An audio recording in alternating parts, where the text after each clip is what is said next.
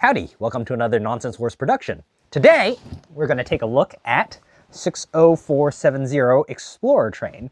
This set came out in 2025 and has 1,517 parts. These days, LEGO often puts the trains in the city line. Like other sets that come out now, it uses powered up and comes with the train style remote. What's interesting is, in addition to the usual curved and straight track pieces, there are two new track pieces in this set, and we'll be taking a look at those later. One thing that's a bit unusual is that this part count, 1,517, is unusually high for a train set, and that's because in addition to the train, you also get a substantial piece of terrain. As usual, the back showcases some of the features of the set. It's not unusual for trains to have sections you can lift off and sub-vehicles. What is unusual is there appears to be some sort of terrain with a play feature that's activated by the train itself. All right.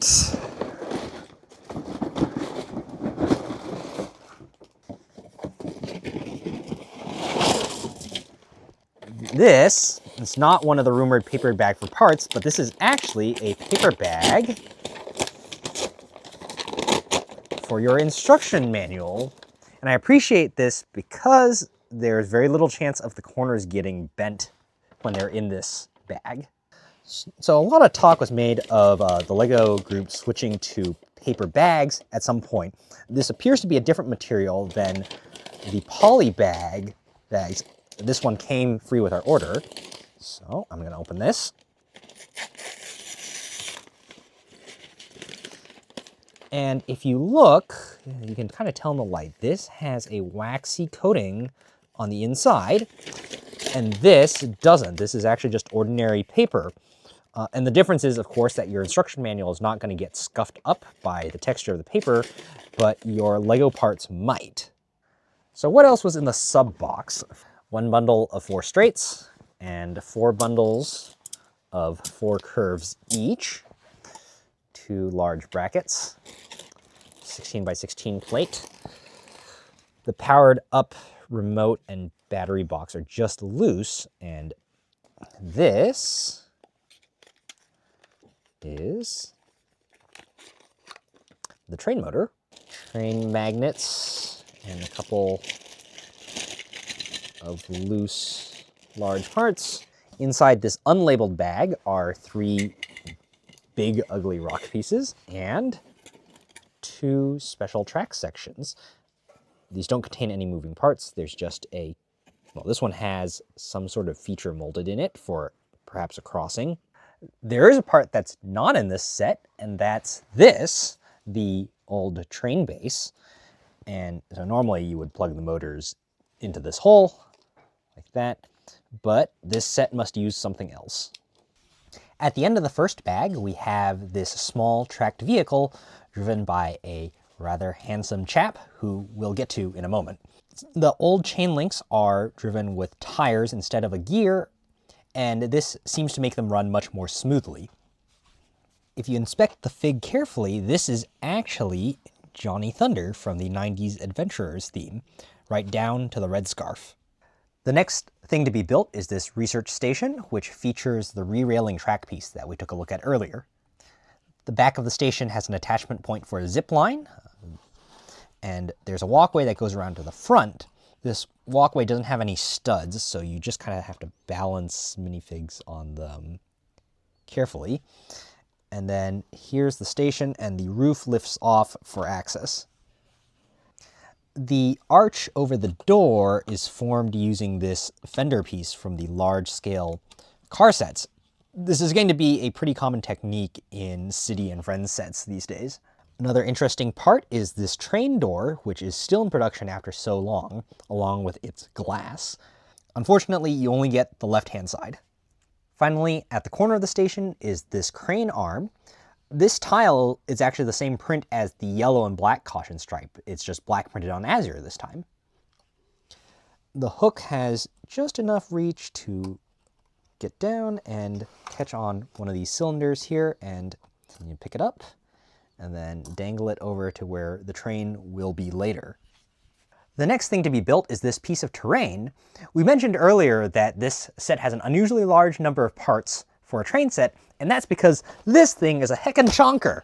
So this thing takes up 4 bags, the track piece, and then all of these large rock parts. And it's actually built in several sections. So there's one side, the other side, and then this comes off, and we'll get to that later.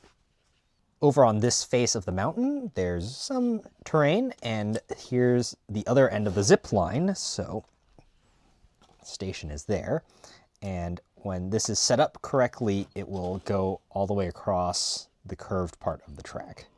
The special track piece here there's a special insert that clips in, and there's a little ramp that will get hit by a passing train. When that happens, this section gets pushed up, and this axle goes all the way up to the top and tippies this section of the mountain. So the way this is supposed to work in the set is you're supposed to put these rock pieces up here on the smooth plate, and then when a train comes by, it's going to jostle that part of the mountain, like that. On this side of the mountain, there's a waterfall, and this actually connects, if you plug this piece back in here, you can see that the waterfall connects here and goes under the ice somewhere and then comes back out over here. Interestingly, this section is attached at a 45-degree angle using the Technic connectors, and there's a lot of detail inside which you can access by picking this off. It appears that this mountain used to be a gold mine. So the two sections here are connected using pins and Technic bricks, but I personally found this a little difficult to press in, and perhaps it would have been better if one of these was an axle instead.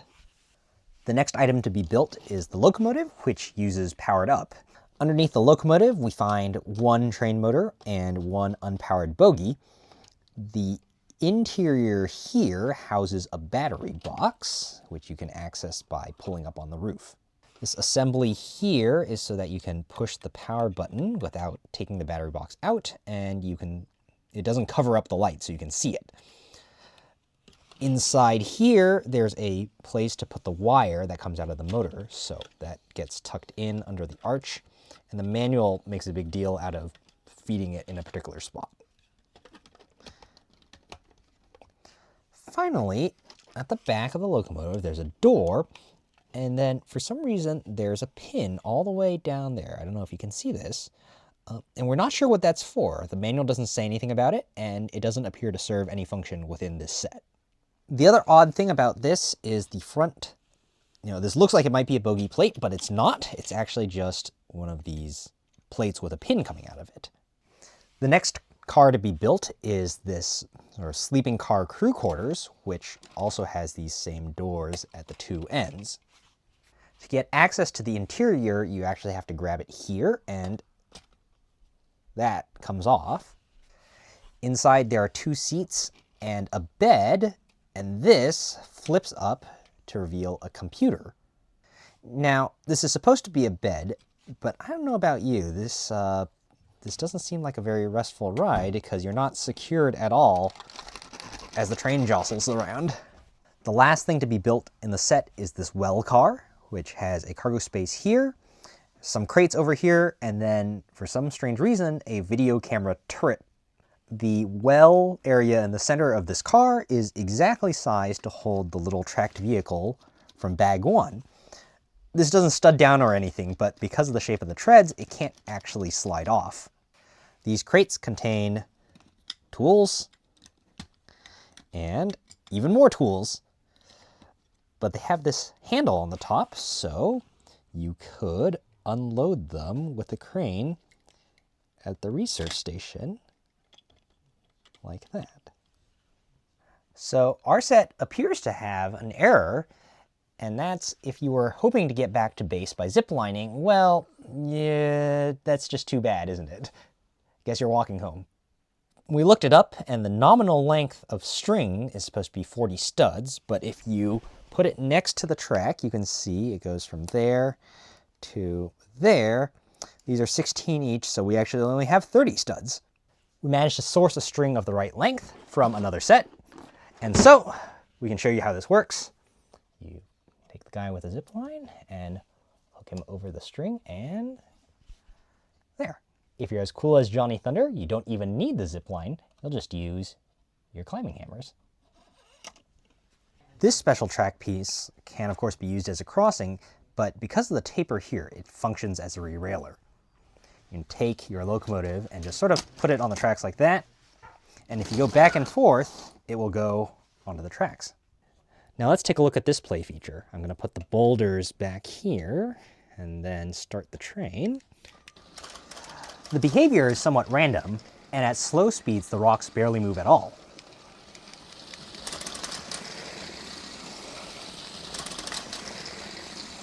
At higher speeds, the plate gets jostled more violently, and it's more likely the rocks will be pushed off. This set comes with a train remote, as usual, but as is also common these days, there is a spot in the app for this. Interestingly, this whole thing looks like it could be brick built, and it gives you a speed control with a stop there, and then some sound effects off to the side here.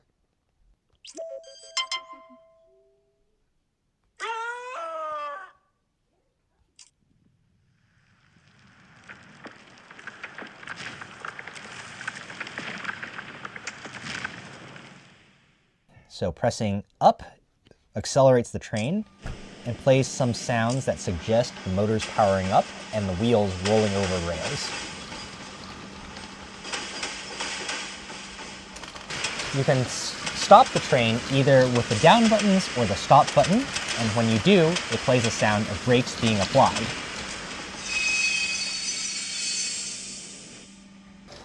What's interesting is this stop button won't stop the train right away. Instead, when you press it, it gradually slows down. If you keep increasing the speed, this bar, which shows the speed of the train, will eventually turn red, which I guess is reasonable. This is the powered up remote. If you've never seen one, instead of having a separate remote for cars and trains, like in power functions, you just have one remote.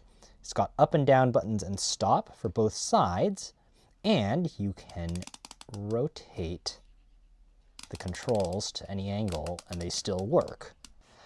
Back of the remote is one large cover secured by a screw, and it takes 4 AAA batteries instead of 3. Instead of channel selectors with power functions, this is operating on Bluetooth, so it doesn't require line of sight, but it does require you to pair the hub and the controller by turning them on together. Now the colors match, they're bound to each other. Unlike the old power functions remote, this has 10 steps, so you can click, get the train running, and then 2, 3. Once you reach the top speed with clicking, you can't raise it any further, but you can always stop it with the red button. As a train set, this is a bit unusual, and the locomotive and cars are fairly unconventional, but you really have to think of this as a city set, which is how LEGO actually categorizes it. In that sense, this is a set that's fairly large and has a large collection of play features. We didn't even touch on some of the interior details of the mountain and the station itself. So there's actually a lot going on as an Arctic playset.